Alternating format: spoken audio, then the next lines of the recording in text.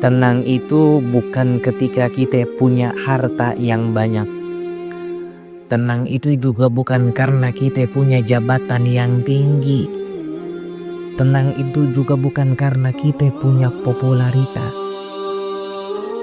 Ketenangan itu bukan soal si kaya, bukan soal si miskin. Bukan soal status, bukan soal jabatan. Berapa banyak kita lihat orang yang hartanya banyak, yang jabatannya tinggi, yang terkenal, yang punya popularitas, hidupnya tetap gelisah. Kenapa begitu? Sebab ketenangan yang sejati ialah ala bidzikrillah tatma'innul qulub. Dengan mengingat Allah lah hati kita bakal jadi lebih tenang.